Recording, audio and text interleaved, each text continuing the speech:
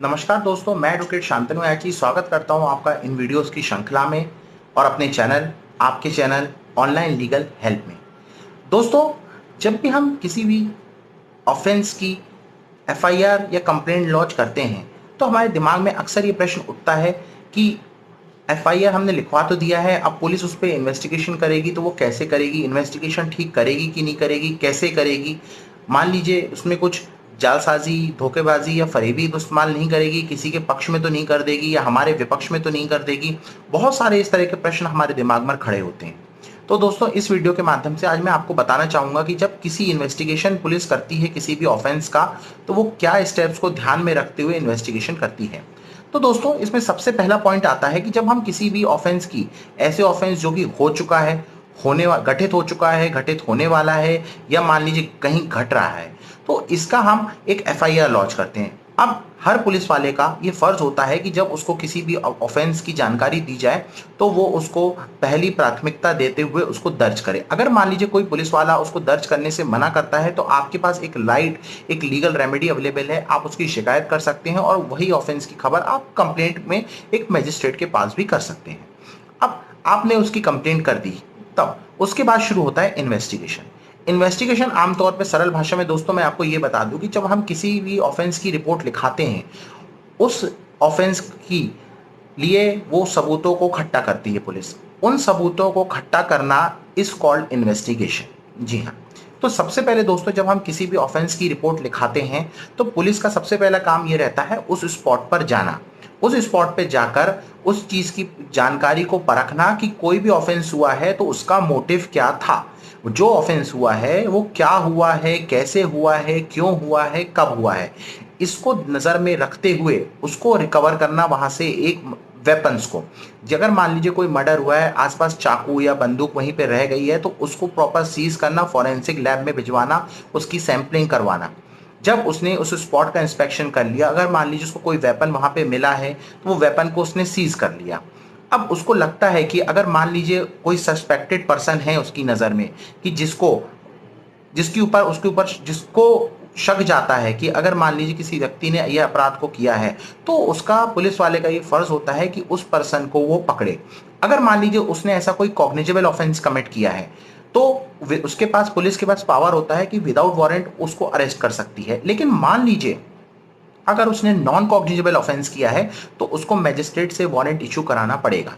अब दोस्तों मैं आपको ये बता दूं, कॉग्निजेबल ऑफेंस और नॉन कॉग्निजेबल ऑफेंस में क्या अंतर होता है। कॉग्निजेबल ऑफेंस जो होते हैं दोस्तों, वो बड़े पैमाने के अपराध होते हैं, जैसे कि रेप हो गया, मर्डर हो गया, डकैती हो गई। इसमें पुलिस को वारंट लेने की जरूरत नहीं है, उनके पास ये पावर होता है कि वो डायरेक्ट अरेस्ट कर सकते हैं। लेकिन कि अगर नॉन कॉग्निजेबल ऑफेंस है, मतलब ये छोटे मोटे अपराध होते हैं, किसी तरह की चोरी हुई है या मारपीट हुई है, तो पुलिस के पास ये पावर नहीं होता है कि उनको डायरेक्ट अरेस्ट करे, फिर उनको मजिस्ट्रेट के पास से एक प्रॉपर वारंट इशू लेकर आना पड़ता है और उस वारंट की दम पे उनको उस चीज को अरेस्ट करना पड़ता है।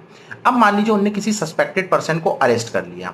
नेक्स्ट स्टेप दोस्तों ये आता है कि उस पर्सन को जब अरेस्ट करने के बाद उससे पूछताछ करना। अब मान लीजिए उसने पूछताछ में करते वक्त किसी थर्ड पर्सन का नाम ले लिया, तो पुलिस के पास ये ऑप्शन होता है कि जाइए और जाकर उस इंसान को भी पकड़िए। उसको हम कानूनी भाषा में को एक्यूज बोलते हैं। को एक्यूज दोस्तों वो होता है कि मान लीजिए किसी व्यक्ति ने कोई अपराध कमिट किया और उस अपराध कमिट करने के लिए उसका किसी ने साथ दिया है, तो वो बराबरी का हिस्सेदार होता है। उसे एक्यूज के साथ उसको को एक्यूज की श्रृंखला में डालते हैं और उसको को एक्यूज कहा जाता है। उसके बाद धारा 27 ऑफ एविडेंस एक्ट के तहत जब उनसे पूछताछ के दौरान उनसे पूछताछ की जाती है, इंट्रोगेशन जिसे कहा जाता है, की जाती है, और उस इंट्रोगेशन के तहत अगर मान लीजिए वो बोलते हैं कि हाँ हमने अपराध किया है और हमने इस वेपन को है हमने इस नाली में फेंक दिया या हमने खेत में छुपा दिया, तो पुलिस के पास राइट होता है, वहां जाती है और वहां सर्च करती है और उस वेपन को ढूंढ के निकालती है। धारा 27 ऑफ एविडेंस एक्ट में इसकी पूरे प्रावधान वर्जित किए गए हैं। उसके बाद दोस्तों उस स्पॉट पे पुलिस दोबारा जाती है और वहां पे वेरियस विटनेसेस से, आस पड़ोस लोगों से पूछताछ करती है। जब उनसे पूछताछ होती है और मान लीजिए उसको इस बीच में कोई ऐसे और सुराग मिलते हैं तो उनको वो इकट्ठा करती है सबूतों को, जैसे कोई फटा कपड़ा मिला है, आग लगाई है तो माचिस की तिली मिली है, पेट्रोल का कैन मिला है, तो इन सारी चीजों को वो इकट्ठा करके सबूत बना के और उसको फॉरेंसिक लैब में भेजती है डीएनए वगैरह सैंपलिंग वगैरह करवाने के लिए। ये एक बहुत इंपॉर्टेंट रोल होता है, एक प्रोटोकॉल और प्रोसीजर होता है जिसे पुलिस को इन्वेस्टिगेट इन्वेस्टिगेशन में फॉलो करना ही पड़ता है। अब दोस्तों उसके बाद क्या करती है, उसके बाद दोस्तों उस स्पॉट पे जाती है जहां पे ऑफेंस हुआ है, उसको सील करती है। सील करना मतलब यह है दोस्तों कि उसको बंद कर देती है, जिससे कोई भी बाहरी व्यक्ति वहां ना पहुंचे। बाहरी व्यक्ति अगर कोई भी जाएगा उस स्पॉट पर तो कहो किसी एविडेंस के साथ छेड़छाड़ ना कर दे, कोई उसके फिंगरप्रिंट्स ना छूट जाए वहां पे। अगर फिंगरप्रिंट छूट जाएंगे तो हो सकता है कि कोई बेगुनाह फंस जाए, या मान लीजिए किसी अपराधी के फिंगरप्रिंट्स वहां पे छूटे थे, किसी वेपन पे या दरवाजे पे उसके फिंगरप्रिंट्स थे और किसी और पर्सन ने उसको छू दिया, तो ये बहुत हाई प्रोबेबिलिटी होती है दोस्तों कि उसके फिंगरप्रिंट्स वहां से मिट जाए। तो दोस्तों इसलिए उसको सीज कर दिया जाता है, उस स्पॉट को सील कर दिया जाता है। उसके बाद दोस्तों ये होता है, विटनेसेस आते हैं। आस पड़ोस से जब जानकारी ली जाती है, पूछा जाता है किसने अपराध होते हुए देखा है, किसने नहीं देखा है, तो उन सारे लोगों को विटनेस की कैटेगरी में डाल के 161 के तहत उन सब लोगों के बयान लिखे जाते हैं। विटनेस दोस्तों मैं आपको बता दूं 4 तरह के होते हैं। पहला जो होता है वो होता है chance witness, natural witness, circumstantial witness और आई विटनेस। चांस विटनेस दोस्तों ये होता है कि मान लीजिए कहीं पे कोई घटना घटित हो रही थी और आते जाते एक रास्ते में किसी व्यक्ति ने उसको देख लिया। मतलब यह है कि वो वहां होना तो नहीं चाहिए था, लेकिन बाय चांस वो व्यक्ति वहां पे प्रेजेंट था, उसको कहते हैं चांस विटनेस। नेचुरल विटनेस का मतलब दोस्तों ये होता है कि मान लीजिए मेरे पड़ोस में किसी भी तरह का कोई अपराध घटित हो रहा था और मैंने उसको देखा है अपनी आंखों से, तो दोस्तों ये कहलाता है नेचुरल विटनेस। क्योंकि मेरे पड़ोस में हो रहा था, बाजू में मेरा घर था, तो बहुत आम बात है, स्वाभाविक सी बात है, मैं वहां पे प्रेजेंट रहूंगा ही। अगर मान ली उस अपराध को होते हुए मैंने देखा भी है तो ये होता है आई विटनेस। उसके बाद दोस्तों होता है सर्कमस्टेंशियल विटनेस। सर्कमस्टेंशियल विटनेस का मतलब दोस्तों ये होता है कि मान लीजिए मेरा रास्ता, ऑफिस जाने का रास्ता वही है और मैं वहां से निकल रहा था और मैंने देखा रास्ते में कोई अपराध होते हुए, घटते हुए, मतलब उन सर्कमस्टांसेस के समय पे मैं वहां पे प्रस्तुत था।